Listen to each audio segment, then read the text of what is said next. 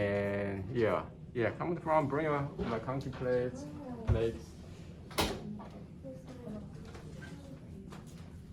Yeah. Okay. Okay. Yeah. Can you describe about your plate? This MacConkey plate. You have E. coli, right? Yeah. And you have epidermidis. Yes. Yeah. You have staphylococcus epidermidis. And you have skin and the mouth, right? Yeah. And your E. coli. What color of E. coli? It's pink. Pink color, right? And your mouth and skin, I don't see much growth. growth. And stuff grew not very well. Yeah. And I have gone through most of your plates. For epidermidis, did you have growth on MacConkey epidermidis? Most of them no growth. Yeah, probably. Why is mine? Yeah, probably contamination. Okay. Probably you see that your E. coli and stuff epidermidis so close. You probably some cross contamination. So E. coli grew a lot better, with pink color and staphylococcus epidermidis no growth. Yeah, I want to borrow another plate here. The students no growth. I didn't have any growth. Okay, get here. Yeah, body test. Let me. Oh, we haven't finished yet. A lot of questions. I'm going to ask questions. You're going to face the music. Okay, you're going to sing. Okay, E. coli, pink, growth, and SE, staphylococcus epidermidis, no growth. Skin and the mouth, I can barely see any growth. Okay. First of all, if you compare E. coli versus S. epidermidis, why E. coli grew up on the MacConkey and staphylococcus epidermidis have trouble to grow. Because the E. coli is gram-negative, Yeah. and then the other one is gram-positive, and that the MacConkey is like it's made to identify which, right? Yes. Like between the two. Yeah. Can you remember what is the chemical in the media that is encourage E. coli to grow, discourage staphylococcus from growing? Is it because I know there is bile salts. Yeah. Is it bile salts? Yeah. Okay. Yeah. Bile salts. There's also lactose in it. Yeah, lactose for fermentation, bile salts. So when I see E. coli grow and S. epidermidis cannot grow, meaning there's a selective media. There's some selecting chemicals. When bile salt, you mentioned that will allow gram-negative E. coli to grow, and gram-positive structures will be suppressed. There's another chemical, can you remember? Dye, purple color, remember? Crystal violet? Yes, crystal violet will go strongly against the gram-positive bacterial cell. Okay. Second question. E. coli turns pink. Yeah. Is it because of isn't there like a red color in it? Yeah. Is it because of that? There is a pH indicator, Okay. neutral red. Yeah. So why it's turn pink? Well, the crystal violet goes against it, so wouldn't it just like grab onto the neutral red? Well, neutral red is a pH indicator. Yeah. pH, when pH changes, the color will change. What makes the pH change? Is it change to lower level or to higher level? Maybe higher? Your friends, yeah, ask your friends. Lower. Lower, right? Okay. Then lower levels, and then that turn pH into pink, right? Okay. And if it remains neutral or above, then it's a white color, no Okay. color. All right. Any more questions, anybody from your friends? Okay, good job. Okay, Alicia.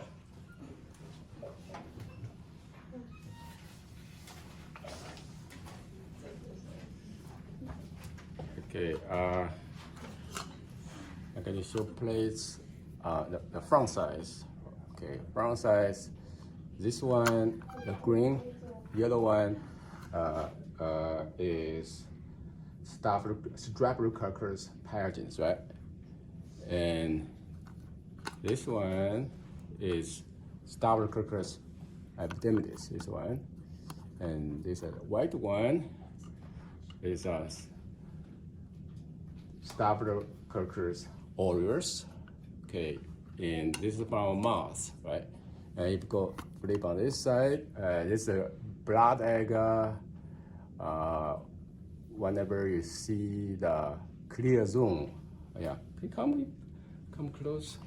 Yeah, I want to see you in the mirror. When you see clear zone, which means the hemolysis, right? Hemolysis, there's some toxins from the bacteria that lyse red blood cells. Okay, here from the mouth, I don't see anything.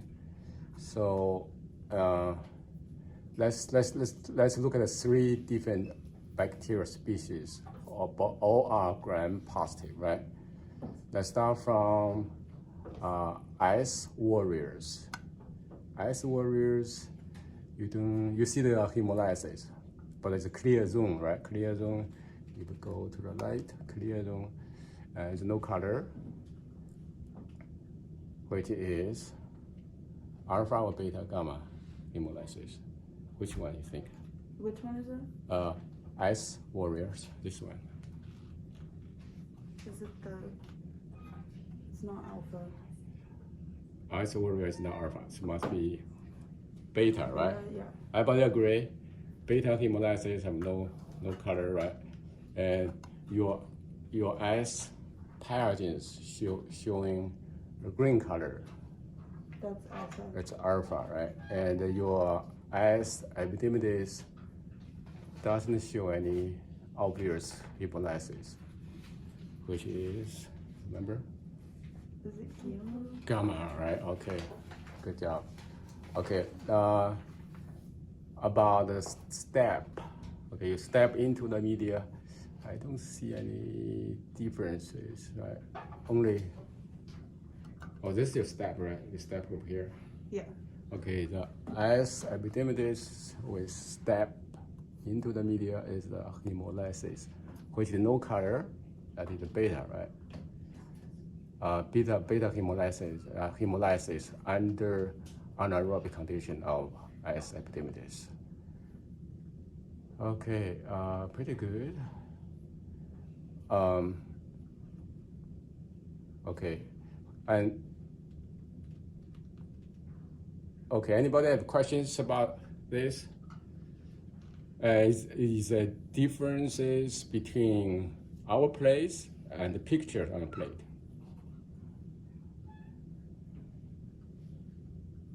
Did you see differences? Take a closer look.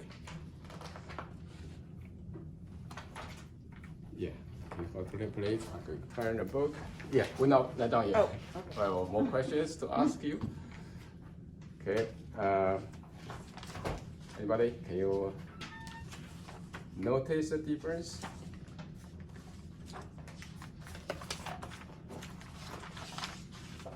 So in our book,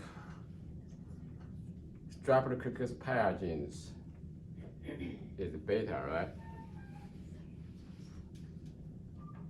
And in our case,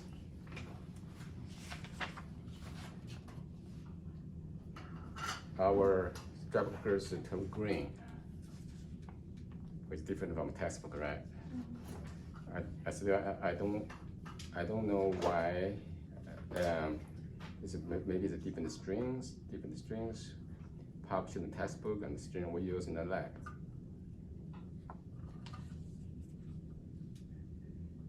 Okay.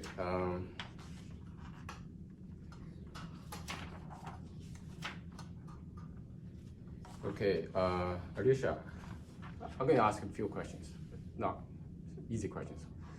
So why we use red blood cells in the media?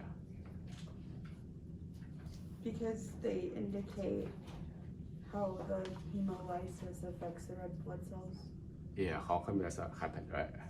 How the cells, how the E. coli or how the bacteria use a toxin to lyse. Okay, so they're like an indicator of hemolysis. Okay, can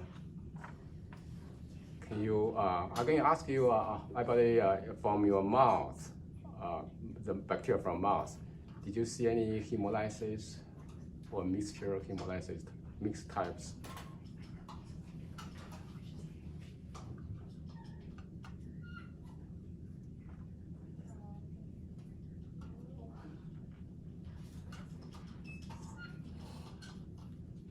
Some is here, right? Some are a mixture, the mixed types. Yeah, some no probably the gamma. Probably is a mixture of alpha, beta, gamma because there's so many different species in our cavity. Okay. Yeah.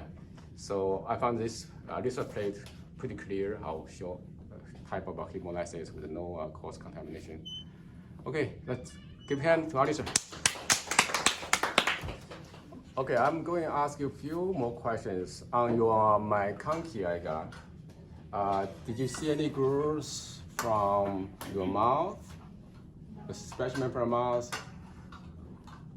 And why is there no growth from a mouth on the MacConkey, Agar?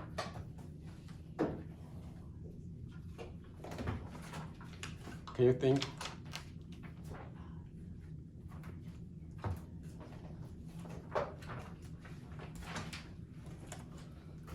May not in the textbook, in the lab manual. You need to think, yeah. What difference between the E. coli about the location of growth of E. coli and the oral microbiota? What's a common place for E. coli? Is it in your small intestine or?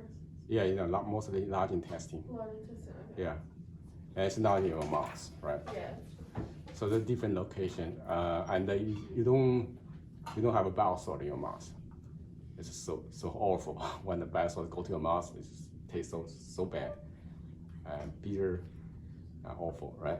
And so that's why our oral cavity mostly very abundant with gram-positive bacteria. How about your skin?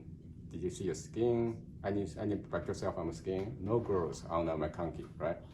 Which means our skin also have most abundant gram-positive, like strep and staph. Okay, any more questions? If not, we're going to start